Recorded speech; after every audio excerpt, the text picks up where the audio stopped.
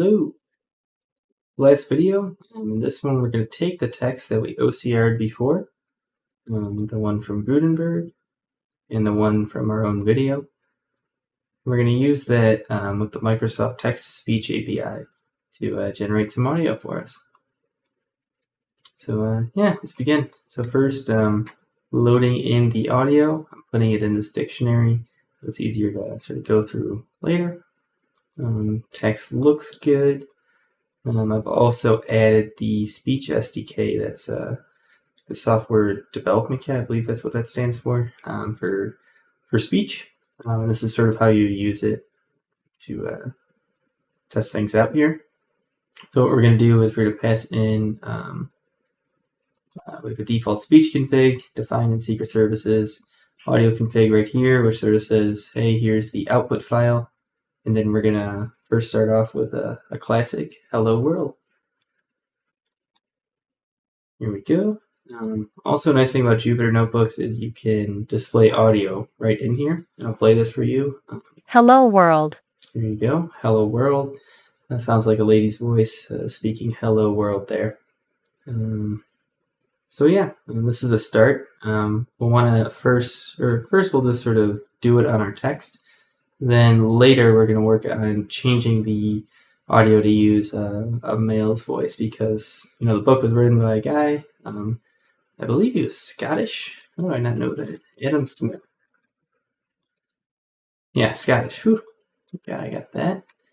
Anyways, yeah, we're going to run this. It does take a little bit longer, so I'm just sort of take my word for it. It should work when you run it. I'm just going to do the audio loading here. So you can sort of get a snippet of it in the notebook. Here we go. We got our Gutenberg sort of WAV file, what's that? And then our OCR. Notice both these got cut off at 10. That's sort of sending alarm bells my way because, you know, was it just a chance? Probably not. There's probably a limit with Microsoft in doing text-to-speech. So we will look into that. But first, The greatest improvements in the productive powers of labor, and the greater part of the skill. The greatest improvement in the productive powers of labor, and the greater part of the skill. Sounds pretty good so far. Let's start here for In every improved society, the farmer is generally nothing but a farmer. The manufacturer. Okay, that's at 4:15. Let's see how aligned everything is. Improved 1.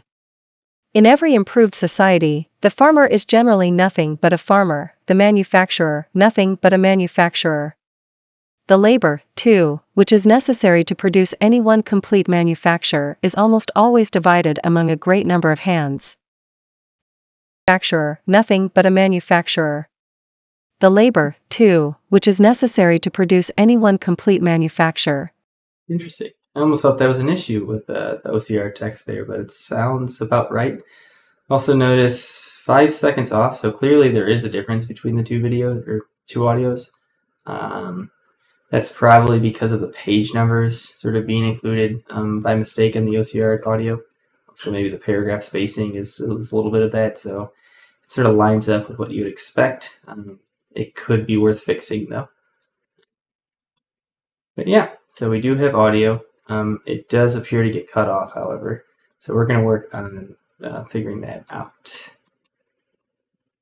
Okay, so there is something called the Long Audio API. Let me go to Microsoft's website here. So, I mean, it's crazy how recent this is. January 7th, 2022, or January 24th, 2022 is when I'm recording this. So it really just came out. And unfortunately, I spent a lot of time playing around with this thing, and it doesn't look like all the voices are supported. They don't really tell you that until you try it. So kind of a pain. Maybe they fixed it since. Maybe it was a bug. I don't know. But I did try it. I did try a lot of different regions, thinking that if I switched my region to like Great Britain, that would fix things. But it was real hard to find a guy's voice in England using the API somehow. Anyways, also if you've never heard of an API, there's a good video I found on YouTube here where you could learn more about them. In that video, they do mention this tool called Postman. That's what's being shown here. pretty nice tool. And it lets you play with APIs. So like an API is just a way to interface with something over the web. So like Microsoft has their text-to-speech API. There's a library written that will let you send requests to it and handle all the sort of authentication, waiting for responses, and dealing with the output. But sometimes you don't have that. In the case of the long audio API, they're making us use more raw HTTP requests using this request.get library. And or just the request library. So that's another way to work with an API that's language agnostic. Every language can do HTTP stuff. And Postman is a great tool, as well as curl for dealing with that stuff. So I would recommend just sort of reading about that stuff or watching this person's video if you have never really heard of a REST API before. Anyways, I wrote down, or I put in all the long audio API functions from the Microsoft website into this file, tried to get all the voices. Here they are in my data frame. And then I was trying to find, it says gender here. I was trying to find a male's voice in English. And unfortunately, there's just this US guy neural. So not very exciting. It's just a guy. It's literally his name. And they do have female voices in the UK, but considering the book's done by a male author, I feel like it would make more sense to use, the gender of whoever wrote it. And unfortunately, that just doesn't exist. So it's kind of a shame. We're just going to end up using the male US voice for this. Right. So here we can also try doing a sample of a few different voices just to see how we like it. Because, before generating the voice name. Sorry about that.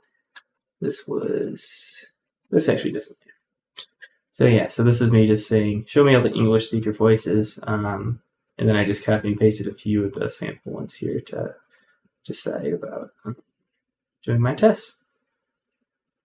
And so when I went to do this, I got this weird error. Long Audio API doesn't appear to work very well. So we're just going to use the Speech SDK. And to get around the 10-minute cutoff, we're just going to split our text into sort of subsets. And combine them later, because that way we can get past the 10-minute limit and we'll be able to try different voices. So kind of a pain. Again, I always try to show you some of the pains I deal with when coding, because it's not all sunshine and rainbows. Working with this stuff, there's lots of frustrating bits where it's like, I finally got it to work, but it doesn't work, and it's not well documented, and I'm just going to have to throw it out. That's what happened here. So all right, here let's just do some samples. We actually have this Ryan neural that I found, and this is available on the Speech SDK for some reason, but not on the Long Audio API. Also weird. So we actually do have a great Brittle. I forgot about that. We will use that. And here's my sample text. I apologize to anyone in the UK. I don't know why I think "Hello Governor" is a good test phrase, but for some reason I do. Here we go. We're going to generate our sample, and you'll be able to listen to it too. Hello, Governor. This is a test about the wealth of nations, and a test for our times. There you go. Witchmatic. Sounds somewhat UK-esque. Doesn't sound quite Scottish, but I'm not 100% sure how Scottish people sound, but I don't think it's quite that, unfortunately. But it's a guy, and it's closer than the US. Hello, Governor. This is a test about the wealth of nations, and a test for our times. That one's not bad. His intonation was kind of good. The way she said this was, kind of like that. But, you could sort of decide whatever you want to use when doing the Hello, text-to-speech. Governor. This is a test about the wealth of nations, and a test for our times. There you go. Here's Hello, our Governor. US guy. This is a test about the wealth of nations, and a test for our times. Perhaps US people have the worst accents. I don't know, but don't quite like that one. So we will roll with Ryan neural. That's the more expensive Microsoft text-to-speech API. However, you do get a decent amount of free hours per month with Microsoft, so you can sort of try things out and then see if it's worth it to use the more expensive ones, or maybe even just figure out how to use the built-in voice recognizers or text-to-speech on your desktop could be another approach if the cost of text-to-speech turns you off. So all I'm doing here now is I'm splitting the text into different chunks, so we get around the 10-minute limit. I found the character speed per second because I counted the characters in all the text, and then the text or the audio is approximately 7 seconds long, so we'll say about 12 seconds or 12 characters per second are said. And then I know this is sort of how many chunks to do, so the text length over the speed times the max seconds cutoff is giving me 2.015 chunks should be done. So we're just going to go to the next highest value here. That way we are well under that limit and they're trying to cut it close or anything. Here we go. So that's how you do that. Ceiling function, that's how you go to the next highest number too.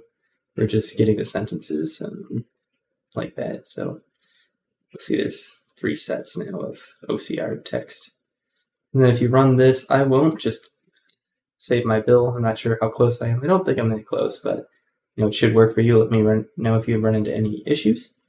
I just need to get the file names. I'm going to do this little funky thing right here. Okay. I loaded my file name variable. Now if I do my audio here, the rapidity with which some of the operations of those manufactures are performed exceeds what the human hand could, by those who had never seen them, be supposed capable of acquiring. Sounds like machines are being talked about. I'm not quite sure. But yeah, we got OCR text. And we're pretty much done. I don't have the code to stitch this together. I'll leave that as an exercise for you to do, but it's pretty simple, I would think.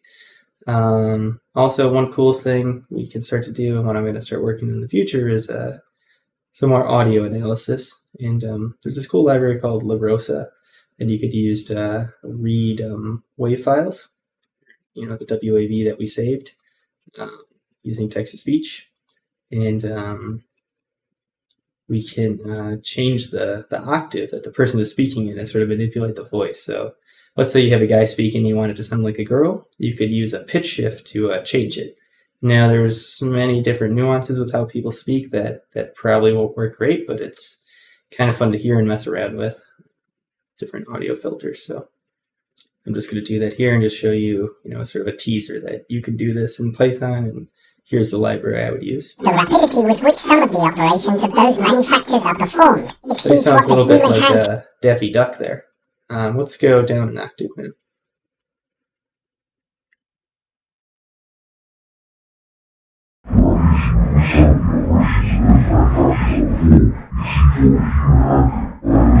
Actually, I believe this isn't a sort of changing the note. It's changing a little bit the speed. So maybe I got to brush up on my theory, but that was pretty dark there.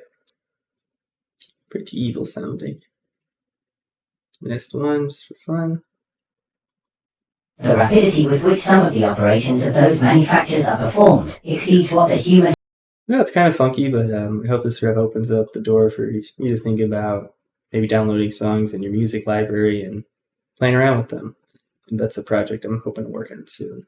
Like analyzing the notes and maybe detecting harmonies or different music theory things out of audio.